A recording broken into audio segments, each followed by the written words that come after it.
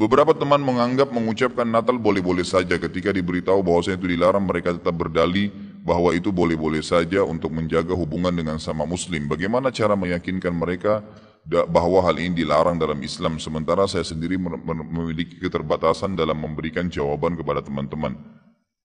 Berkaitan dengan dua pertanyaan di atas, apakah kita berdosa jika membiarkan hal tersebut? Misal ketika ada teman muslim yang menganggap mengucap selamat Natal boleh, kita hanya diam saja. Tentu nggak boleh ya, itu harus ingkar mungkar.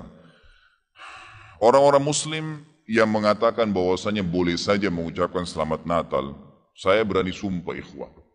Orang ini tidak punya ilmu agama dan imannya masih sangat tipis. Nggak bisa saudaraku, mengucapkan selamat Natal kepada orang Nasrani sama mengatakan selamat Allah punya anak. Bagaimana bisa Anda berani mengatakan Allah punya anak? Itu kalimat yang sangat berat, ya kan gitu. Tidak boleh. Allah Subhanahu wa taala itu la syarikalah, tidak ada sekutu baginya. Lam yalid wa lam yulad, tidak beranak dan tidak diperanakan. Dan Allah Subhanahu wa taala telah mengkafirkan orang-orang Nasrani dalam surah Al-Maidah, a'udzubillahi minasyaitonir rajim, laqad kafara alladziina qalu innallaha tsalitsu tsalatsa. Allah telah kafir orang-orang Nasrani yang mengatakan trinitas. Nggak boleh. Ngucapin selamat berarti selamat atas keyakinan kalian yang Allah sudah cap mereka kafir dengan itu. Bagaimana bisa dikatakan untuk menjaga hubungan dengan mereka? Kalau Anda menjaga hubungan dengan orang non-muslim, orang Nasrani dengan berteman, bertetangga, partner bisnis, kan gitu. Orang tua kita yang kafir kita silaturahim, tetap berbakti padanya, kerabat-kerabat yang masih non-muslim kita silaturahim, jenguk kalau sakit, membantu orang miskin mereka, boleh saja. Tidak ada yang larang dalam Islam itu. Tapi jangan sama sekali berhubungan dengan masalah keyakinan dan ibadah mereka. Nggak boleh memang dalam masalah ibadah. Allah mengatakan, ini tadi subhanallah saya pikir antum sudah tahu nih. Ya, makanya saya ulangin lagi sebab turunnya surah Al-Kafirun. Al-Mughirah telah datang kepada Nabi SAW mengatakan, wahai Muhammad, Mekah kita bagi dua saja. Sehari buat kamu, sehari buat kami. Kata Nabi SAW, saya belum faham, coba jelaskan lagi. Kata dia, sehari Muhammad, kau dukung ibadah kami, kau ucapkan selamat buat kami, kau ikutin ajaran-ajaran agama kami, sehari lagi besok kami ikutin agamamu, kami ucapkan selamat untukmu, kami dukung ibadahmu. Apa jawaban Nabi SAW? Sehari-sehari. Biar adil. Kata Nabi SAW, tidak boleh. Kata dia, wahai Muhammad, sehari buat kami, dukung kami, ucapkan selamat buat kami, ikutin ritual kami, seminggu buat kamu. Kata Nabi SAW, tidak boleh.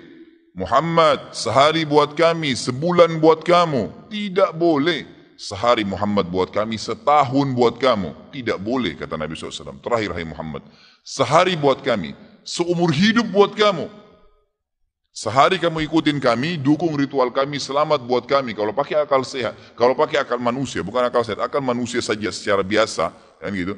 Kita pikir, oh lebih baik sehari kita ikutin orang kafir, dukung saja, ucapin selamat sama dia, selesai. Seumur hidup akan masuk Islam. Apa jawaban Nabi SAW? Tidak boleh.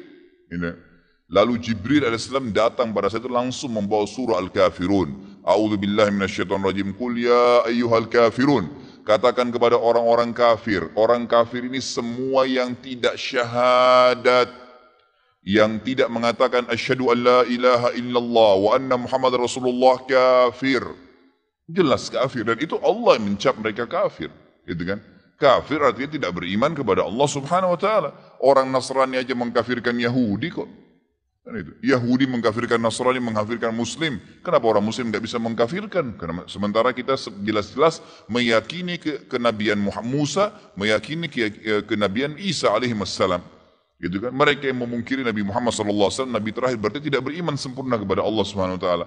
Dan sudah banyak ayat Quran menjelaskan masalah itu. Gitu kan? Kata Allah Subhanahu Wa Taala, ya, Qul ya ayyuhal kafirun, la a'budu ma ta'budun. Semua Yahudi, Nasrani, Majusi, penyembah api, penyembah gunung, penyembah pohon, penyembah apa saja, semua selain yang tidak syahadat ini, saya tidak ikut-ikutan acara ritual kalian, tidak akan ucapin selamat buat kalian, tidak akan pakai atribut-atribut kalian, dan kalian juga tidak usah repot-repot ikutin agama saya, nggak usah. Kita nggak butuh Nasrani. Saya tanya, pada saat sholat Idul Fitri, ada orang Nasrani ikut-ikutan, Idul Adha, gitu kan? Mereka berurus dengan agamanya sendiri. Kenapa orang Muslim pusing dengan acara ritualnya orang lain? Diulangi lagi. Ya, setelah dikatakan kalian tidak usah ikut-ikutan, saya tidak usah ikut-ikutan juga, diulangi lagi. Wala antum ma'budun ma'bud, wala na'abidum ma'abadtum, wala antum ma'budun. 2 kali diulangi.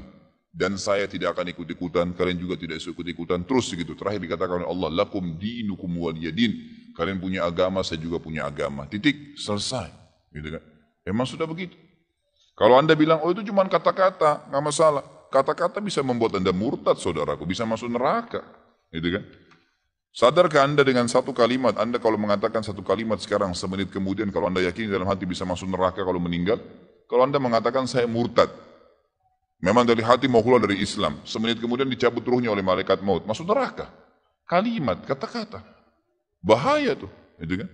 Mungkin teman-teman juga sudah tahu yang dialog antara Muslim sama Nasrani di Amerika.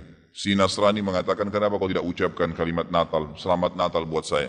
Kata si Muslim, ya kata si Nasrani, itu kan cuma kata-kata. Kata si Muslim, apa kau sudah syahadat? Si Nasrani bilang, enggak. Kenapa kau enggak syahadat? Dia bilang, kalau saya syahadat, saya tinggalin agama saya. Kata si Muslim, itu kan juga cuma kata-kata. Sama, gitu kan? Jadi enggak boleh. Tapi hal-hal yang ditoleransikan dalam agama silahkan. Tadi saya bilang berteman, bertetangga, silahkan. Tapi jangan dukung masalah ibadahnya. Enggak boleh. Sampai pernah ditanya kepada Syekh Bimbas, apa hukumnya orang-orang, mohon maaf ini teman-teman kita, semoga Allah berikan hidayah yang belum tahu, yang menjadi security menjaga gereja misalnya, atau orang-orang yang menjadi tukang parkirnya kena lagi banyak mobil, halalkah pendapatannya? Bolehkah itu? Fatwa ulama tidak boleh. Karena ada hadis Nabi SAW yang berbunyi, kalau ahli kitab, khusus Yahudi dan Nasrani terutama, kalau mereka sedang beribadah di tempat ibadah mereka, jauhilah. Karena laknat Allah sedang turun. Hadis Nabi SAW. Kenapa nggak bisa cari rezeki di tempat lain? Subhanallah. Rezeki itu sudah dibagi oleh Allah SWT. Hati-hati saudaraku. Gitu kan? Jadi orang yang mengatakan seperti ini karena tidak faham agama. Bagaimana bisa dia mengatakan Tuhan punya anak? Gitu kan? Jadi tidak boleh sama sekali ikhwah. Yang nggak boleh. Jadi kita harus tahu mana yang boleh dan mana yang tidak boleh. Dan Anda wajib ingkar mungkar. Ingatkan apa yang saya sampaikan tadi. Kalau juga dia tidak mau dengar, selesai, gugur kewajiban Anda.